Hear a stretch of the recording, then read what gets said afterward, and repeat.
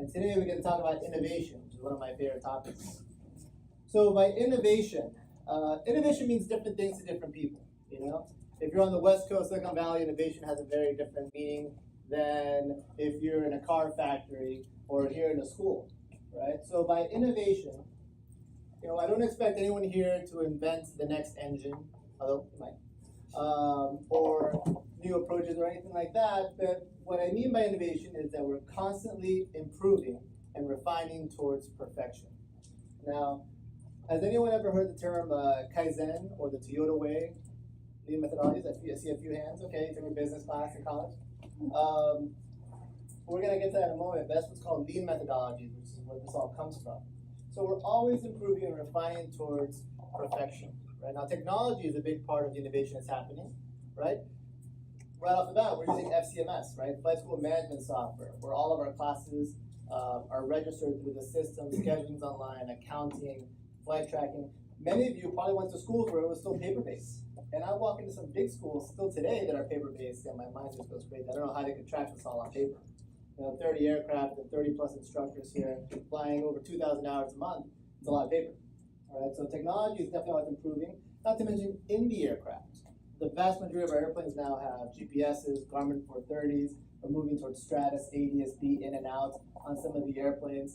And I can tell you, and Alfredo will tell you the same, when we learned how to fly, no GPS, and we all got lost. It was just part of the way. You earn your stripes by getting lost. Right? So there's a technology that we're all learning how to adapt. ForeFlight's a big one too. Raul's not with us, and he's our ForeFlight champion. And we're still... Is Raul Blanca? There he is, Raul. So Raul's our ForeFlight champion. And we're still trying to find the right ways to integrate ForeFlight into our training.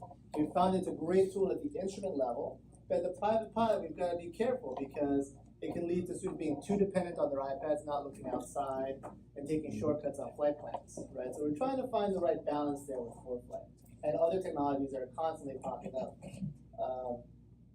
So along with that, innovation means creating and making what we do every day better, right? What does that mean, right? All the worksheets and pamphlets that are in the drawers that we use and we hand out to our students, it's very rare that Alfredo or Alex sit down to write a worksheet. It usually comes from an instructor.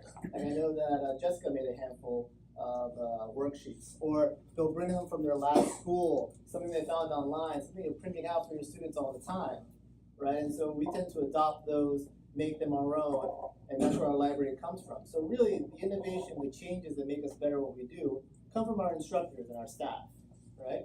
It might be that, and we're constantly refining, it might be that we're better off standing over here instead of over there, you know, while we're doing this or that. And we're going to learn a little bit about that. So that brings us to the lean methodology, Kaizen. Say it with me, Kaizen. Yes. It's a Japanese word. It means improving towards perfection. And it's one of the cores of lean methodology, right? The Toyota way, where it comes from. There's actually a very famous book called The Toyota Way that explains lean methodologies. And some of us are too young to remember, but some of us do, that back in the 80s, Toyotas and Hondas were not very good cars, right? And most people didn't like them. But by the 90s, the Japanese cars were dominant, strong, trustworthy. And now, you know, I drive Toyotas that regularly hit 200,000 miles, and some of you might have those, right? They become very reliable, dependable cars. But the Camry, the most popular selling car today, is still the same Camry from 1992. But every year, it gets a little bit better, a little bit better, a little bit better, right? So they're constantly improving towards perfection. Anyone here have a Honda Civic or ever had a Honda Civic? There's always a few Honda Civics, right? So you probably remember, I'd say maybe about 8 years ago, Honda figured out how to take out the hump in the back seat, where like the person in the middle used to have to sit with their knees up because that's the hump of the transmission. They removed that. And that's just the same car, constantly getting better from year to year, right? It's rarely a radical change. So that's what I mean by our instruction, our students, our curriculum getting better every time we teach it, right? Changing the way we present something, the wording, the timing. That's how we're constantly improving our teaching methodology, right? And another big thing is cutting waste. I had the opportunity to take a tour of city furniture here off the Sawgrass Expressway. huge factory. Might have driven past it. City Furniture. It's like the warehouse for all of South Florida. And they adopted lean methodologies and cut their warehouse space in half, right? Because do you need 30 chairs pre-built and ready to go? They figured out that on average, they get an order for about 6 to 10 chairs a week. So they flat pack the rest, and they have 6 to 10 chairs ready to go. So their warehouse space, need for warehouse space, got cut in half. That's the kind of cutting the waste and thinking about what you need and on-time delivery that is lean and the Kaizen idea. So to illustrate that, we're gonna do an activity. All right. So I need 6 volunteers to stand up here. We're gonna build a paper airplane. You guys know how to build a paper airplane? I would hope so. I hope so. I got in trouble in first grade for building too many paper airplanes. So we're gonna do a very classic paper airplane. Right? It's your job to fold the paper. All right. You're gonna give the paper to Harnoy. All right. I want you to fold it in half. First step, right? Lewis. Want you to fold the triangle top. Then you get to fold the wings. One wing. Just do one. One wing. You fold the other wing. And Jen gets to throw it into the box. Watch out, beware. No safety issues here. All right? Because my phone is in use, Rolenka, will you be my timer? Yeah, you got a timer ready? All right, so here's the idea. Give me a second. We're gonna build as many paper airplanes as we can in about a minute, right? And we're gonna go through the list and see how many we have. Rolenka, can you give us a countdown? Well, hold on. For a minute, 1 minute. All right. Let us know when we're ready to go. Like a 3, 2, 1. 3, 2, 1. Let's make some paper airplanes. Hurry up.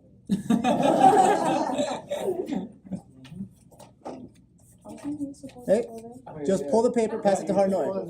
You're skipping a step. Oh, you guys are so hurry up, go. Come on, have the paper. Oh, we got some quality control issues.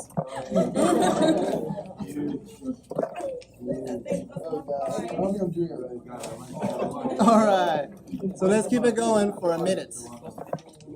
20 seconds left. 20 seconds left. Yeah, that's right. Doing pretty good. Right. No, that one is. Oh, I see. Oh, no, fall off. 10 seconds. We got a backup over here. 2, 1, and stop. All right. Let's do a quick count of the box. 3 made it into the box. 3 made it into the box. 3 are on the floor. All right. That's a demo. Oh, my apologies. All right. So that is 3 went into production on this production line. All right. So now let's get ideas. Ideas from the public. Let me give me 2 ideas of how we can make this more efficient. First guy can actually do the first fold and also one of the flash. We've done this before.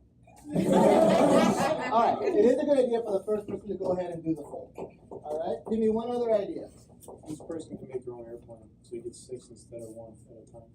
That is another idea. That's very artisan style. All right. Any other ideas on how we can 5 simplify? airplanes and Sharon walks around picking them up. Because if all of them make it, who's going to put it in the box?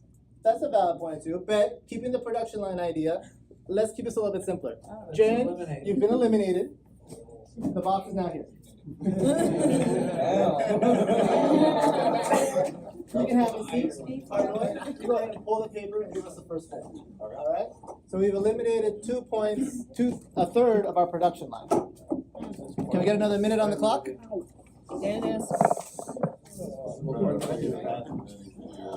All right. So just to remind you, you're gonna pull out and fold. Right. You're gonna do the triangle. 1 wing, 2 wings. Put it in the box. Just puts in a box. Yeah, pretty much. All right, gentlemen. Let's start in 3, 2, 1.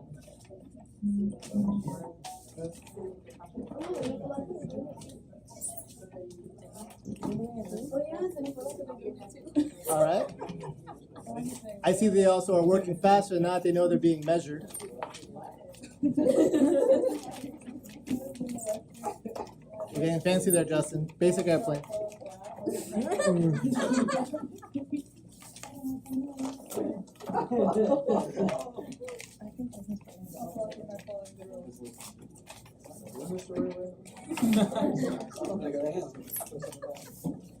much time do we have here?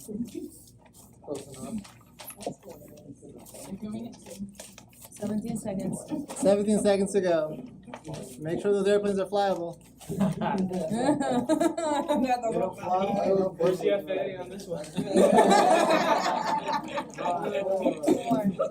3, 2, 1, and stop. All right.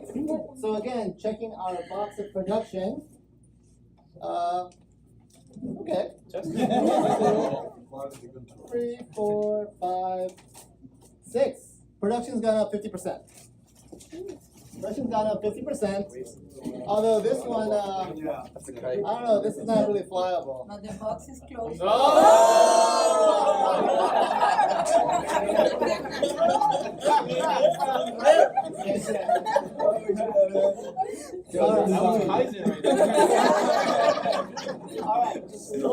from the gallery here, any ideas on how we can better our performance? You know, one thing I noticed is that these two, they weren't on the same page as far as making the wings. It's true. Look at this. This airplane is actually dramatically different from our previous airplane.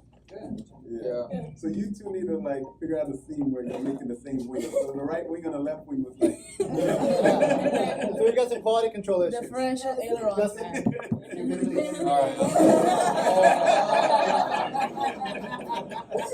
Now, if you're not following the instructions, you invent your own rules, it leads to production problems down the road, right? It leads to production problems if we start inventing our own procedures without checking with the rest of the line, right? So now very straightforward here. We're going to pull paper, fold it in half. You're going to do the triangle at the top. You're going to do the wings, and I'll give you our box back. And we'll give you our box back. All right? Rolenka, for the timer, please. Give me 2 seconds. Ready?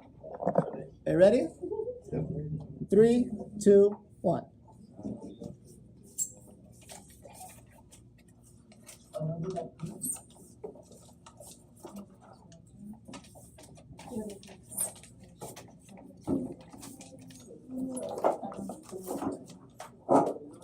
Very smooth now.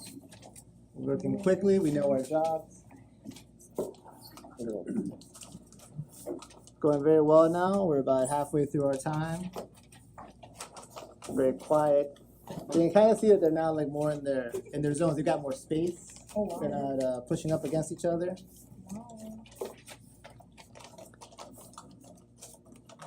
I tell you, I feel like we should take these airplanes and donate them to the elementary school down the street. Not that one. They'll make them better. What is this? What is this? Little kid will be like garbage. All right, we've got 5, 4, 3, 2, 1. All right.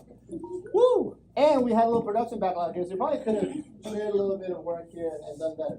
So 1, 2, 3, 4, 5, 6, 7, 8, 9. Again, a 50% increase, one over the other, and from our original, a 60% increase, right? So dramatic change in efficiency. Any ideas what happened? That helps, right? We had quality control was a little bit better because we didn't have change in the production. Any other thoughts? More space to work. More space to work, right? So they're thinking about their work environment. Excellence. Any other observations? A little bit of time that it takes to put from one person to the next. You cut out a lot of that. Yeah. There were only 2 changeovers between the two. There's a lot of redundancy. So by removing those redundancies and having one person do the job, it flowed through a lot better, right? The guys got a raise, so they're working. And actually, that was one that I pointed out as well, was that once they knew that they were being measured, people started folding a lot faster. Right? So, thank you very much, gentlemen. You can have a seat. So I think we all learned a little bit here about the concept of Kaizen, right? We're still building paper airplanes. We still want to make good, consistent paper airplanes. We want to trim the fats, get rid of the waste, be more productive in what we're doing. That's the whole idea behind Kaizen. And no one's looking for dramatic shifts. We didn't, move over to cardboard or foam or do something drastically different, invent a new paper airplane. but we made a few changes to make it better, right? So when we moved from being a loosey-goose Part 61 to following a syllabus, we add structure, right? When we work towards our goals and become consistent about every lesson, our student quality comes up, right? Another thing to think of is our quality coming in. Coming out of ground school, we've got nice, clean, ready to go pilots, right, with some nods in their heads, hopefully, versus having to make our own paper, which we kind of are doing. So there's lots of different ways to improve, and that's the idea here by innovation. I don't expect anyone to invent a new airplane or a new engine, but by innovation, I want you to take a moment to think about your day, and as you go through your day, can I do this better, right? Does it make more sense for me to catch up with my student and do a walk around of the airplane? Can I give them the flight plan ahead of time so that they start looking at it before I sit down? Can I assign homework about what we're going to do tomorrow? We're going to do steep turns tomorrow. Check it out. Look up a Google video. It's all these things that make your daily life better, the student product much better. So that is our third waypoint, innovation.